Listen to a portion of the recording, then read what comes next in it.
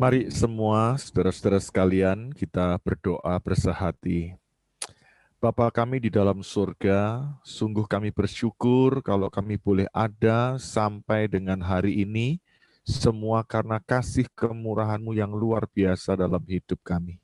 Ini semua membuktikan bahwa kesanggupan kami, kemampuan kami semua bersumber daripada Engkau. Oleh sebab itu Tuhan, pada malam hari ini Kau memberkati acara persekutuan doa melalui Zoom online ini. Kiranya Kau juga menjamah memberkati setiap sinyal-sinyal daripada tempat rumah kami masing-masing. Sehingga kebenaran firman-Mu boleh kami terima secara utuh, secara lengkap, bahkan rohani kami boleh semakin berakar, bertumbuh, dan berbuah di dalam Tuhan. Urapi kami semua Tuhan, di dalam masa-masa pandemi COVID ini, semakin kami memahami kehendak rencana-Mu, semakin kami boleh melihat keajaiban dan kebesaran Tuhan dalam langkah hidup kami. Berkati semua yang tergabung di dalam acara Zoom online pada malam hari ini, sehingga kami boleh mengerti apa yang harus kami lakukan di dalam hidup kami ini. Terima kasih Bapa, urapi hamba-Mu, menyatulah dengan hamba-Mu, berfirmanlah atas kami semua, kami siap diberkati pada malam hari ini. Dalam nama Tuhan Yesus kami berdoa mengucap syukur. Haleluya. Amin. Ya, shalom saudara-saudara sekalian. Ya, salam jumpa dan saya berharap kita semua tetap sehat, tetap kuat dan tetap semangat di dalam Tuhan ya.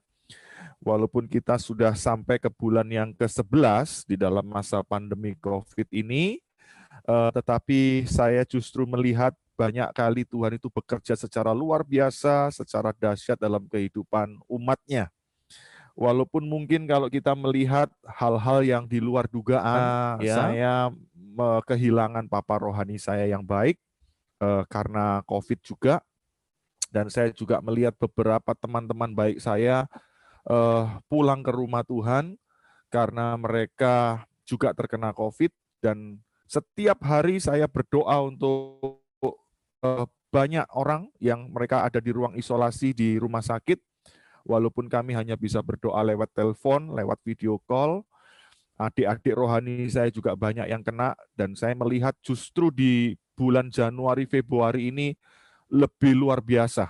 Ya, saya nggak tahu apakah itu faktor dari Natal dan Tahun Baru efeknya, tetapi saya tetap percaya firman Tuhan tidak pernah berubah. Ya, mungkin kita juga merasakan ya bahwa COVID ini sampai kapan kita juga nggak tahu. Lalu pertanyaannya kembali berubah, vaksinnya kapan gitu ya? Vaksinnya nggak segera dinyatakan di masyarakat umum, hanya baru kepada level-level tertentu. Nah, saudara-saudara yang terkasih, hari ini saya mau sharing firman Tuhan. Firman Tuhan saya beri judul Rencana Allah yang Indah. Lalu kita bertanya-tanya, kalau rencana Allah itu indah, kenapa saya mengalami musibah? Kenapa saya mengalami keadaan sulit? Mengapa saya mengalami sakit dan sebagainya? Seringkali ketika ada sesuatu yang berat, sesuatu yang sulit, kita merasa tertekan, kita merasa stres, kita merasa frustrasi, atau mungkin putus asa. Tetapi firman Tuhan mengajarkan kepada kita bahwa sungguh rencana Allah itu baik dan indah bagi kita sekalian. Mari kita buka Alkitab sama-sama, saudara-saudara, atau bisa ditampilkan ayatnya di layar laptop kita, yaitu Roma 8 ayat 28 dan 29. Roma 8 ayat yang ke-28 dan 29. Saya akan bacakan demikian firman Tuhan.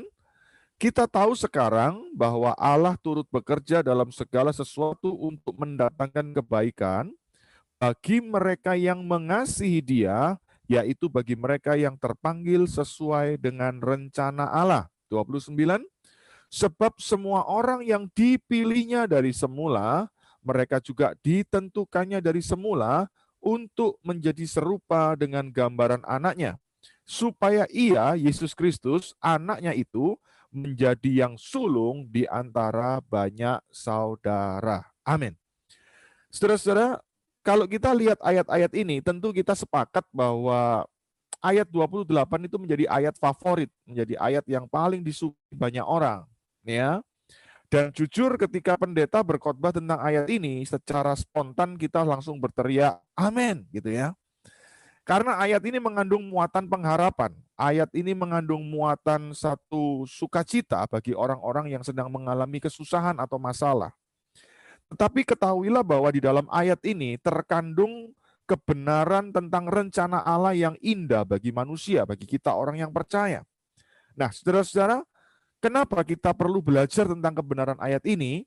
Karena saya melihat banyak orang kecewa hari-hari ini. Saya cukup kaget ketika melihat seorang teman, ya, dia adalah seorang diaken gereja. Satu kali dia menulis status di WA dia, tanpa saya sengaja, saya lihat statusnya dia. Ternyata tulisan statusnya itu berkata begini, Tuhan, di mana engkau? Ya, kalau yang menulis status ini seorang jemaat, saya masih bisa maklum. Tetapi ketika yang menulis status ini adalah seorang diaken, seorang yang sudah selesai ikut SOM, sudah selesai ikut pendalaman Alkitab, tetapi dia bisa bertanya, Tuhan di mana engkau? Coba saya mau tanya kepada kita sekalian. Kira-kira kalau orang mengungkapkan pernyataan hatinya dalam tulisan status WA dengan kalimat, Tuhan di mana engkau? Kita bisa menduga bahwa orang ini dalam level rohani yang lemah. Tidak mungkin dia itu akan menulis kalimat itu ketika rohaninya kuat. Betul ya? Dia sedang terpuruk. Dia sedang mempertanyakan, di mana Tuhan? Artinya begini, kalau memang Tuhan ada, Tuhan cinta, Tuhan peduli, Tuhan sayang, kenapa aku mengalami kesulitan? Kenapa aku mengalami keterpurukan? Kenapa mengalami masalah? Atau mungkin kita juga sering berkata seperti itu. Mana Tuhan itu? Ya, di mana Tuhan itu yang tidak menolong, tidak peduli dan sebagainya. Tetapi kalau kita belajar firman Tuhan Roma 8 ayat 28, ternyata Allah itu turut bekerja dalam apa? Segala sesuatu. Mari kita perhatikan kalimat ini dulu. Allah turut bekerja dalam segala sesuatu. Saya melihat sesuatu yang luar biasa di sini. Rencana Allah yang indah itu saling berkaitan satu dengan yang lainnya. Sekarang saya tanya kepada saudara-saudara sekalian, menurut Anda semua, Allah turut bekerja dalam segala sesuatu. Segala sesuatu itu banyak peristiwa atau satu peristiwa? Banyak peristiwa. Banyak kejadian atau satu kejadian? Banyak. Artinya termasuk peristiwa yang menyenangkan, juga peristiwa yang buruk, yang menyedihkan. Juga bisa peristiwa yang baik, tapi juga bisa peristiwa yang tidak baik. Bisa peristiwa yang membuat kita tertawa, tapi juga peristiwa yang membuat kita menangis. Dalam segala sesuatu, Allah turut bekerja. Artinya semua tetap dalam kendali Tuhan. Banyak orang berpikir begini, kalau aku mengalami hal yang baik, berarti Tuhan beserta, Tuhan berkenan. Kalau aku mengalami hal yang buruk, Tuhan tidak beserta, Tuhan tidak peduli, Tuhan tidak ada bersamaku. Konsep pemikiran seperti ini salah. Saya mau tanya, Yesus pernah nggak bersama dengan murid-muridnya melewati Danau Galilea dihantam badai gelombang? Apakah Yesus tidak ada bersama mereka? Ada. Bahkan kalau Anda baca dalam Mazmur 30, Ayub pasal 38 ayat 1, dikatakan apa? Tuhan menjawab Ayub di dalam badai. Hari ini kita mengalami badai, bisa saja. Kita ada dalam kesulitan, kita dalam keterpurukan, bisa saja. Tetapi itu bukan satu kepastian bahwa Tuhan tidak beserta. Bukan sebuah patokan bahwa Tuhan tidak bersama kita. Buktinya murid-murid Yesus, para rasul, mereka mengalami penderitaan aniaya, mereka harus mengalami tekanan karena pemberitaan Injil. Apakah Roh Kudus tidak beserta dengan mereka? Tetap beserta. Maka itu mari kita buang jauh-jauh konsep pemikiran, kalau aku susah, kalau aku menderita, kalau aku sedang ada masalah, berarti Tuhan tidak ada bersamaku. Pemikiran seperti ini salah. Ya. Justru Tuhan itu sanggup menyatakan segala sesuatu ketika kita ada di dalam badai. Dan saya berani berkata, Tuhan itu sanggup menyatakan pertolongan ketika kita sudah tidak melihat pengharapan. Ketika di depan kita itu kelam semua. Oleh sebab itu, Allah turut bekerja dalam segala sesuatu. Artinya, rencana Allah itu saling berkaitan satu dengan yang lain. Saya sangat diberkati dengan penyembahan yang dipimpin oleh Pak Fran dengan bermain keyboard ya Pak Fran ya. Saya yakin di depannya Pak Fran itu keyboardnya ada tuts yang warnanya hitam dan ada tuts yang warnanya putih. Coba kalau Pak Fran itu main keyboard itu cuma main tuts yang putih saja, kira-kira nadanya bisa enak nggak? Pasti nggak enak. Rasanya ada yang kurang. Karena tuts yang putih itu nada mayor, betul ya Pak Fran? Sedangkan tuts yang hitam itu nada minor. Lagu kalau dimainkan tanpa nada minor, kurang renyah, rasanya kurang enak, kurang nyentuh di hati rasanya, kurang enak. Demikian juga dalam kehidupan kita, digambarkan seperti piano atau keyboard, itu ketika kita mengalami sesuatu yang menyenangkan, kita sedang mengalami seperti tuts piano yang warna putih. Tetapi justru kadang-kala kita juga perlu mengalami seperti piano dengan tuts yang warna hitam. Itu yang membuat kehidupan kita jadi penuh warna. Kehidupan kita jadi penuh kesaksian. Kehidupan kita jadi penuh sesuatu yang dinamika gitu loh. Seperti lukisan juga gitu, ya. Lukisan itu enggak mungkin warnanya warna yang kelam semua.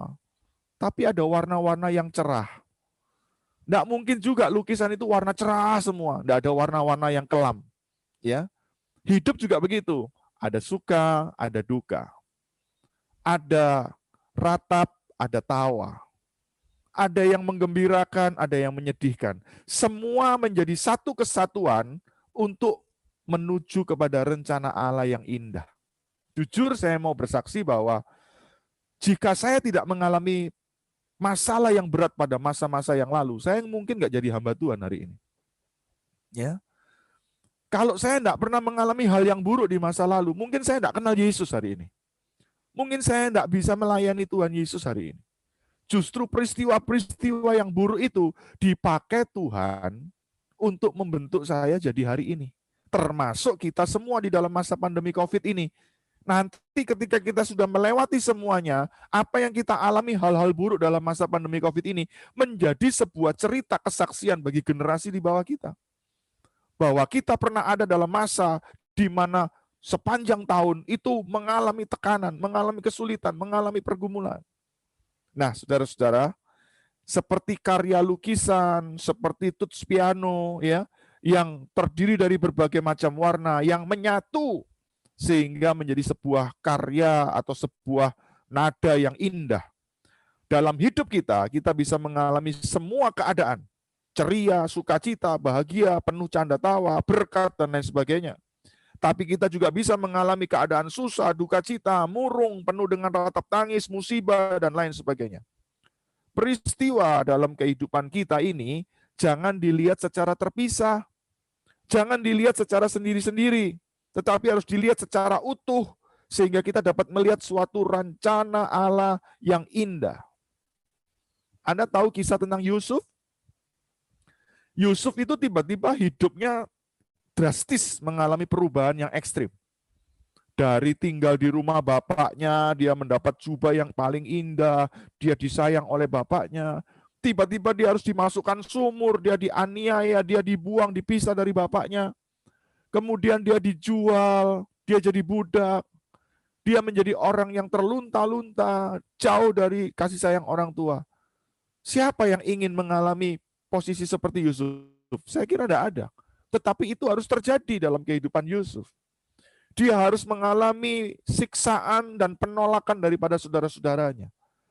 Tetapi ketika Yusuf ada di dalam posisi yang paling puncak, dia di istana Raja Fir'aun, dia sudah menjadi perdana menteri, dia menjadi orang yang dipercaya oleh Fir'aun, dan ketika saudara-saudaranya datang untuk membeli gandum dan berhadapan dengan Yusuf, Dan akhirnya Yusuf membuka jati dirinya di hadapan saudara-saudaranya. Saudara-saudaranya menjadi takut. Kalau Yusuf ini akan membalas dendam. Kalau Yusuf ini akan berbuat jahat kepada saudara-saudaranya yang telah lebih dulu berbuat jahat kepada Yusuf. Tetapi apa yang dikatakan Yusuf di dalam Kejadian 50 ayat 20? Tolong bisa ditampilkan di layar laptop kita masing-masing. Kejadian pasal 50 ayat yang ke-20. Yusuf berkata demikian, memang kamu telah mereka-rekakan yang jahat terhadap aku. Tetapi Allah telah mereka-rekakannya untuk kebaikan dengan maksud melakukan seperti yang terjadi sekarang ini, yakni memelihara hidup suatu bangsa yang besar. Kejadian 50 ayat 20. Apa yang dialami oleh Yusuf, walaupun itu rancangan jahat dari saudara-saudaranya, Yusuf bisa melihat rancangan Allah yang indah. Melalui rancangan yang jahat saudara-saudaranya Yusuf itu, menjadi sebuah rancangan kebaikan untuk menolong saudara-saudara Yusuf yang bersama dengan bangsa Israel yang sedang dalam kelaparan. Maka itu kalau hari-hari ini kita sedang mengalami kesusahan, bukan untuk diratapi, bukan untuk berkeluh kesah, bukan untuk bersungut-sungut. Setiap proses sulit atau masalah yang kita hadapi, jalanilah dengan rasa penuh syukur. Kalau ngomel, kalau bersungut-sungut, apa bedanya kita dengan orang yang tidak kenal Tuhan? Justru karena kita ini beda, kita ini warga negara kerajaan Allah, kita ini mengenal Allah, kita mengenal firman, kita dipimpin Roh Kudus, maka kita pun ketika respon menghadapi kesulitan, harus respon yang positif. Kita jangan simpan kebencian, kita jangan balas dendam, kita jangan sakit hati, kita jangan mengeluh, tetapi kita penuh syukur, dan penuh syukur. Bahkan ketika ada orang jahat kepada kita, mengecewakan kita, ayo kita berkati orang itu. Ya, saya yakin kok, kalau kita disuruh menyebutkan nama-nama orang yang menjengkelkan kita pasti punya beberapa ya nama yang kita ingat. Coba nama-nama itu jangan dibenci, tetapi dikasihani. Ya, siapa-siapa orang yang menjengkelkan kita itu jangan dibenci, jangan dijauhi, tapi dikasihani. Entah itu mertua kita, entah itu ipar kita, entah itu saudara kandung kita. Mulai besok, ayo kita kirim makanan sama mereka. Amin. Kesukaannya apa mereka? Kalau sukanya pukis, belikan pukis, saudaraku. Kalau sukanya bakwan, belikan bakwan.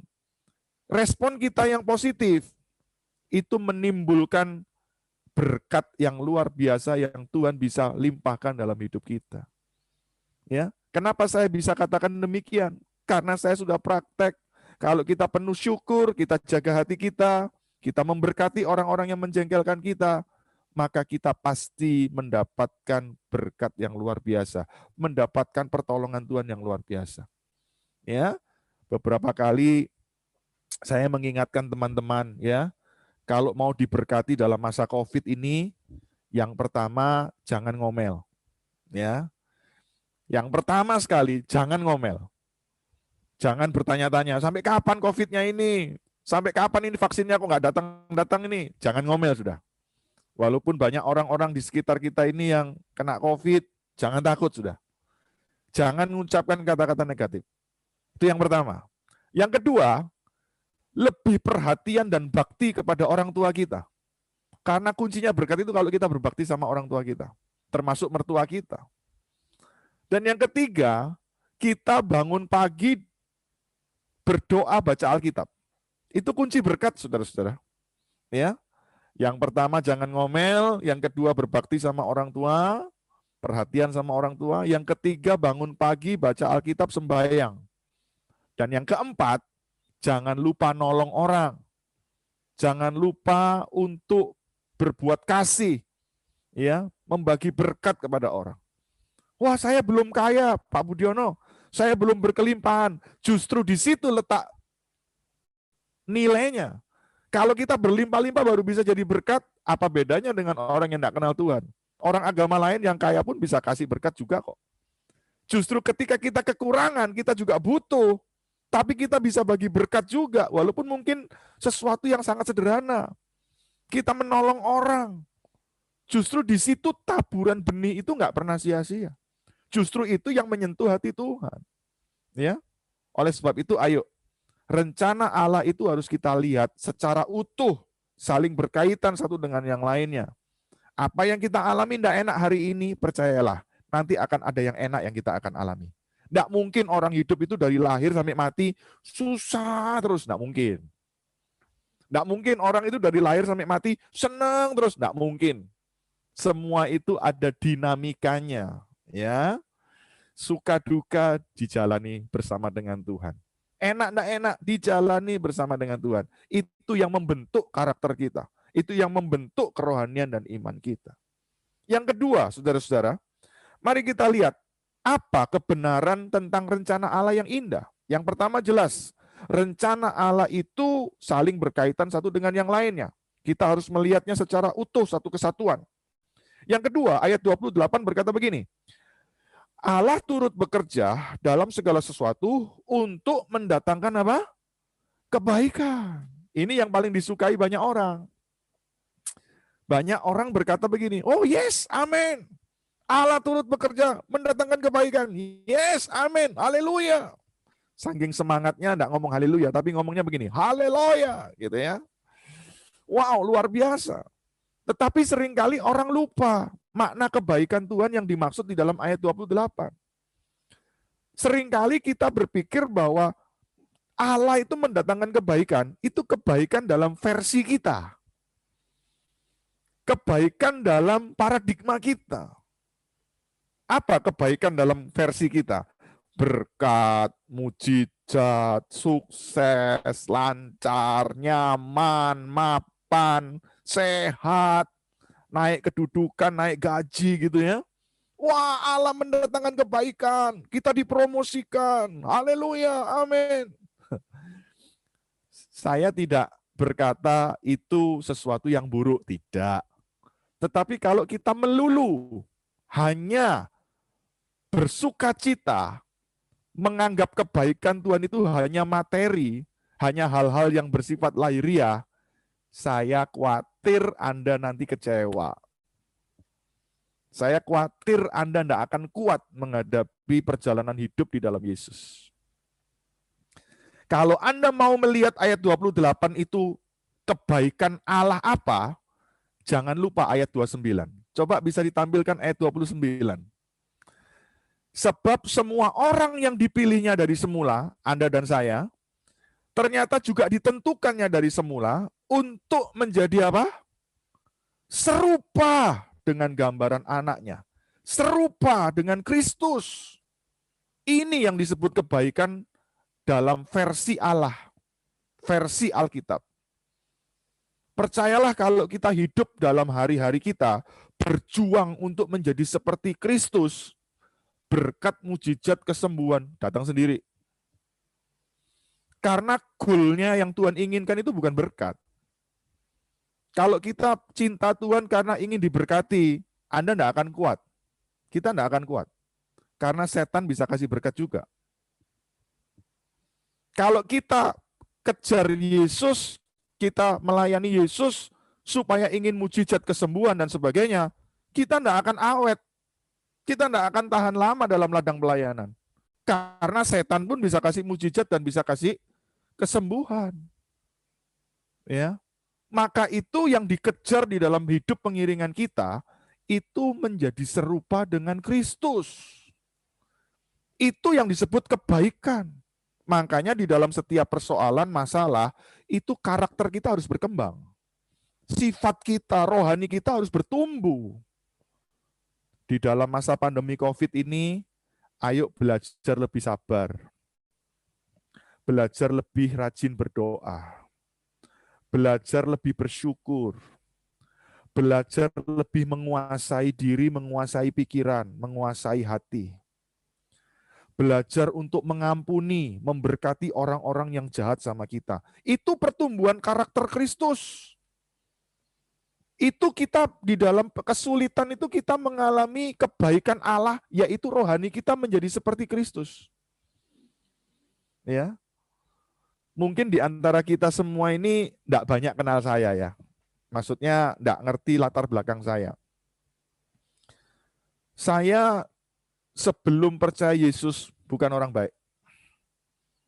Saya ceritakan sedikit ya, kalau banyak nanti enggak selesai-selesai acaranya ini. Saya 7 bersaudara. Ya. Mungkin Pak Fran pernah dengar ya kesaksian saya ya. Saya 7 bersaudara, saya anak nomor 7. Bungsu saya. Papa saya bukan tipe papa yang baik. Papa saya itu hobinya marah-marah, suka main pukul. Mama saya sering jadi sasaran untuk kemarahan papa saya. Papa saya suka mabuk, suka pulang pagi. Papa saya itu kalau pulang itu mesti menebar teror bagi anak-anaknya. Kami semua anak-anak tidak ada yang bangga dengan papa. Kami semua justru berharap papa cepat mati lebih baik. Kenapa? Karena figur bapak atau figur ayah dalam papa saya itu tidak ada. Yang ada figur monster, saudara. Kami tidak pernah bangga punya papa seperti itu. Bahkan saya sebagai anak paling kecil, saya punya kepahitan yang cukup parah kepada papa saya karena saya melihat mama saya pernah dianiaya. Saya mengalami luka batin. Walaupun saya nggak pernah dianiaya oleh papa saya, tetapi apa yang diperbuat papa saya kepada mama saya itu membekas di hati saya. Dan sebelum saya kenal Yesus, saya jahat. Saya sampai pernah punya ambisi untuk mau bunuh papa saya. Ya, tetapi puji Tuhan, saya diajak teman saya pergi di sebuah ibadah kaum muda, ibadah youth.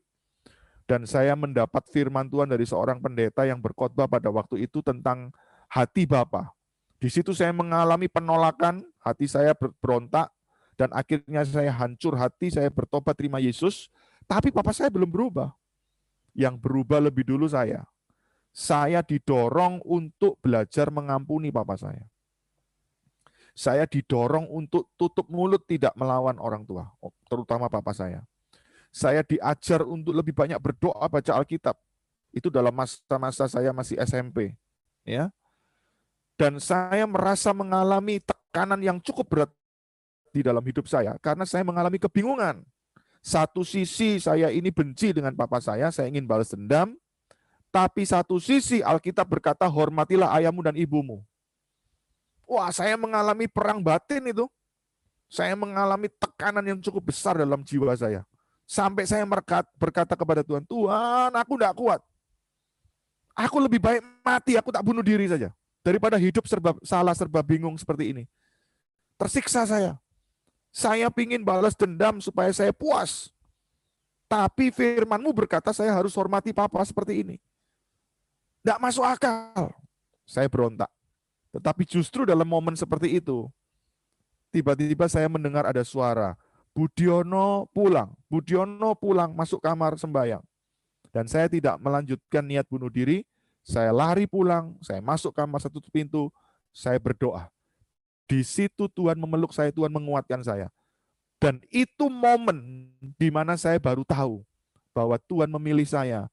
Akhirnya saya bisa jadi hamba Tuhan sampai hari ini. Itu semua secara tidak langsung juga dari perbuatan papa saya. Yang tadinya saya nggak tahu, tetapi pada akhirnya saya baru sadar Tuhan memakai papa saya untuk membentuk saya sampai hari ini.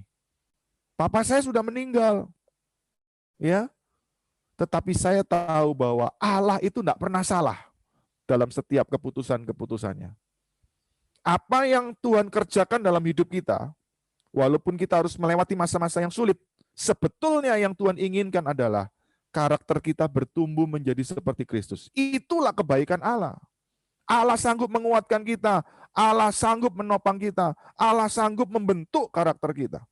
Dan karakter itu ketika matang, karakter itu sudah berbuah, karakter itu sudah indah, pasti yang namanya berkat, mujizat, kesembuhan, pertolongan, itu otomatis Tuhan akan nyatakan. Ya, di sini saya melihat ada banyak ibu-ibu ya, ibu-ibu. Ibu-ibu saya mau tanya nih, ya jawab dalam hati saja. Kalau ibu-ibu masak ikan goreng, kalau ikannya sudah matang apakah terus dibiarkan di dalam penggorengan atau diangkat. Kalau kita masak apapun sudah matang, perlu nggak dibiarkan terus mendidih atau dibiarkan terus dalam penggorengan gitu? Kalau sudah matang, nggak ada alasan lain. Harus diangkat. Harus disajikan dan bisa dinikmati. Betul? Demikian juga karakter kita. Kalau rohani kita, karakter kita, ya, iman kita sudah matang, sudah seperti yang Tuhan harapkan, kebaikan Allah itu sudah terbukti di dalam karakter kita menjadi seperti Kristus. Tidak ada alasan bagi Tuhan untuk menunda-nunda berkat pertolongan mujizat dalam hidup kita. Matius 6:33, jangan lupa ya, saudara-saudara sekalian.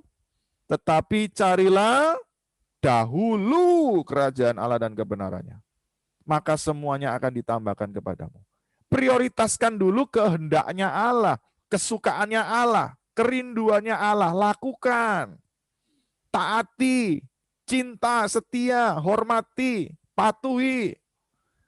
Maka yang namanya berkat sebagai janji Tuhan itu, mujizat sebagai janji Tuhan itu otomatis akan Tuhan nyatakan. Kalau kita tidak mau taat, tidak mau patuh, tidak mau menyukakan Tuhan, tapi mau berkat, tapi mau mujizat, mohon maaf, apa bedanya dengan Gunung Kawi? Apa bedanya ketika kita melihat orang-orang pergi ke tempat-tempat keramat? Apa bedanya? Ya, seringkali orang kemasannya beda, tapi isinya sama. Orang pergi ke Gunung Kawi, cari juru kunci. Banyak nggak orang ke gereja juga cari mujizat kesembuhan? Banyak. Nama juru kuncinya Yesus. Orang pergi ke dukun, ke paranormal. Sama, orang Kristen pergi ke gereja, cari dukun namanya Yesus. Yesus cuma dianggap untuk memenuhi keinginannya dia, kebutuhannya dia. Padahal harusnya kita berbakti kepada Yesus. Tapi yang terjadi apa? Yesus disuruh berbakti sama kita. Yesus disuruh ikut kemauan kita. Padahal kita yang harus ikut maunya Yesus. Kalau kita ikut maunya Yesus, percayalah, apa yang Anda tidak pernah pikirkan, apa yang Anda tidak pernah duga, apa yang Anda tidak pernah lihat, tidak pernah dengar, Tuhan akan sediakan bagi kita. Sungguh, ya, 1 Korintus 2 ayat 9, apa yang tidak pernah dilihat mata, tidak pernah didengar telinga, tidak pernah timbul dalam hati manusia, semua disediakan oleh Allah bagi mereka yang apa? Mengasihi Dia. Orang mengasihi Tuhan itu seperti apa? Oh, rajin pelayanan, Pak, rajin ibadah, Pak. Itu bukan ukuran, Pak, Bu. Bukan ukuran. Saya sering kali melihat orang di gereja itu kalau nyanyi kayak malaikat, bahkan malaikat bisa minder. Haleluya, kau Allah yang sambil gemeter-gemeter. Tapi ketika di jalan raya, lawan arus, bikin orang lain gemeter-gemeter, lihat gaya setirnya dia. Di gereja nyanyi gemeter-gemeter, ya, pakai bahasa roh. Tapi di rumah dia pulang, istri anaknya gemeter-gemeter, lihat dia marah-marah. Saudara-saudara, maka itu yang paling penting yang namanya ibadah dan pelayanan. Itu bagaimana kita hidup menyenangkan Tuhan, hidup kita melakukan firman Tuhan, karakter kita menjadi seperti Kristus. Kalau karakter kita seperti Kristus, Anda enggak usah minta berkat, enggak usah doa, minta-minta, berkat datang sendiri. Mujizat itu pasti ada bagi anak-anaknya yang sungguh-sungguh menyenangkan Tuhan. Ya, maka itu ayo kita sungguh-sungguh hidup menyenangkan Tuhan, kita hidup memuliakan Tuhan. Ya, saudara-saudara, Alkitab jelas berkata, supaya Kristus menjadi yang sulung. Coba lihat ayat 29. Supaya Kristus, yaitu anaknya itu, menjadi yang sulung di antara banyak saudara. Artinya menjadi contoh, menjadi teladan, menjadi pola, menjadi figur. Hidup ini harus memandang kepada Kristus untuk kita ikut teladannya Dia. Ada lagunya ya Pak Fran ya. Ku mau sepertimu Yesus, apa? Disempurnakan selalu dalam segenap jalanku memuliakan namamu. Kalau kita nyanyi lagu itu berulang-ulang dengan diresapi dalam hati, wah, bisa cucuran air mata itu. Hati kita bisa hancur karena hidup ini yang paling utama, bukan tentang pemenuhan kemauan kita, bukan pemenuhan atas semua kehendak kita. Yang paling utama dalam hidup ini adalah pemenuhan kehendak Tuhan, menyenangkan hati Tuhan. Lagu kuno Pak Fran, yang terutama di dalam hidup ini apa? Meninggikan nama Yesus. Yang terutama di dalam hidup ini memuliakan namanya. Itu yang paling utama. Yang lain itu nomor sekian. Tapi yang paling utama hidup bagi Kristus. Makanya Alkitab berkata Filipi 1:21 kata Rasul Paulus, kalau kita hidup bagi Kristus, mati adalah keuntungan. Kalau Anda bisa melihat status saya atau broadcast saya hari ini, saya menulis bahwa orang-orang yang setia kepada Tuhan, ketika mereka pulang, akhir hidup daripada orang-orang yang setia kepada Tuhan, mereka bagaikan pulang baru ketika mereka selesai melakukan pelayanan yang menyenangkan. Nanti saya akan kirim ke Pak Fran itu kata-katanya ya Pak Fran. Mungkin Pak Fran belum terima dari saya. Ya, saudara-saudara, bahwa sesungguhnya kehidupan kita ini memuliakan Tuhan. Yang ketiga, yang terakhir, ayat yang ke-28, mari kita lihat. Kita tahu sekarang bahwa Allah turut bekerja dalam segala sesuatu untuk mendatangkan kebaikan bagi mereka yang mengasihi Dia, yaitu bagi mereka yang terpanggil sesuai dengan rencana Allah. Yang pertama jelas, saudara-saudara, bahwa rencana Allah itu saling berkaitan satu dengan yang lainnya. Yang kedua, rencana Allah itu pasti mendatangkan kebaikan, yaitu karakter kita menjadi seperti Kristus. Dan yang ketiga adalah bahwa rencana Allah itu mengandung perjanjian yang pasti. Perjanjian bagi siapa? Bagi mereka yang mengasihi Tuhan. Maka itu pastikan di dalam kehidupan kita tetap mengasihi Tuhan dengan segenap hati, jiwa, dan akal budi kita. Apapun yang terjadi, walaupun masa-masa sulit, teguhkan hati kita untuk terus mengasihi Tuhan. Ya, seperti lagu tadi, ku tetap cinta, ku tetap setia, ya, terus mengasihi Tuhan. Jangan pernah kecewa, jangan pernah mundur, jangan pernah mogok. Mengiring Tuhan sekali Yesus sampai mati tetap Yesus. Melayani Tuhan Yesus dari awal sampai akhir. Dan saya yakin perjanjiannya itu pasti dalam hidup kita. Ya, orang yang mengasihi Tuhan itu cirinya apa? Dia rela melakukan apapun yang diminta oleh Tuhan. Ya, ingat, orang beriman itu bukan dilihat pelayanannya di gereja. Ya, orang beriman itu dilihat dari mananya, dari ketaatannya setiap hari bergumul melewati tantangan, melewati godaan, selalu sangkal diri pikul salib. Itu bukti orang yang beriman. Ya, Yakobus pasal 2 berkata apa ayat 20, iman tanpa perbuatan adalah mati, iman tanpa perbuatan adalah sia-sia, kosong. Namanya iman itu adalah mentaati firman Tuhan. Itu bukti orang yang mencintai Tuhan. Banyak orang sepertinya mencintai Tuhan tetapi tidak. Ya, jangan heran ketika Matius 7 ayat 21 sampai 23 itu akan terjadi. Pada hari terakhir banyak orang akan berseru kepadaku, Tuhan, Tuhan, bukankah kami sudah bernubuat demi namamu, mengusir setan demi namamu, mengadakan banyak mujizat demi namamu? Mereka berpikir mereka orang-orang yang mengasihi Tuhan, tetapi Tuhan membuktikan bahwa mereka tidak mengasihi Tuhan. Karena standar ukuran orang yang mengasihi Tuhan adalah apa? Yaitu Yesus berkata, yaitu mereka yang melakukan kehendak Bapa yang di sorga. Melakukan kehendak Bapa yang di sorga berarti kita harus melepaskan segala kehendak kita, ya, ambisi kita, ego kita, ya, keakuan kita, itu harus diletakkan semua. Anda tidak bisa maksimal mengikut Tuhan Yesus kalau ego masih harus dipertahankan. Ya, kalau gengsi, harga diri masih harus dipertahankan. Kita nggak akan bisa maksimal. Orang yang mengasihi Tuhan, tandanya adalah dia melakukan apa yang Tuhan minta. Melakukan apa yang Tuhan suka. Saudara-saudara, mengasihi Tuhan bukan untuk berkatnya. Mengasihi Tuhan bukan untuk mujizatnya. Mengasihi Tuhan bukan untuk kesembuhannya. Tetapi mengasihi Tuhan karena dia lebih dulu mengasihi kita. Mengasihi Tuhan karena memang dia pribadi yang layak untuk dikasihi lebih daripada apapun dan siapapun juga dalam hidup kita. Perjanjian Tuhan itu pasti.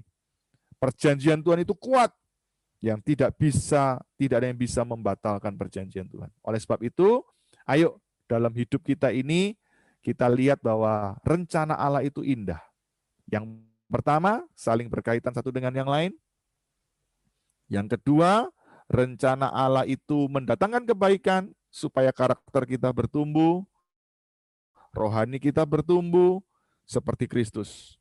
Dan yang ketiga, rencana Allah itu mengandung perjanjian. Bagi siapa? Bagi orang yang mengasihi Tuhan. Apakah kita mengasihi Tuhan? Jawab sendiri dalam hati kita masing-masing. Orang yang mengasihi Tuhan pasti dengan sukacita bangun pagi baca Alkitab, bangun pagi berdoa. Dan saya yakin itu letak awal mula belajar sangkal diri. Bangun pagi sembahyang baca Alkitab, itu kunci berkat dan kunci urapan Tuhan.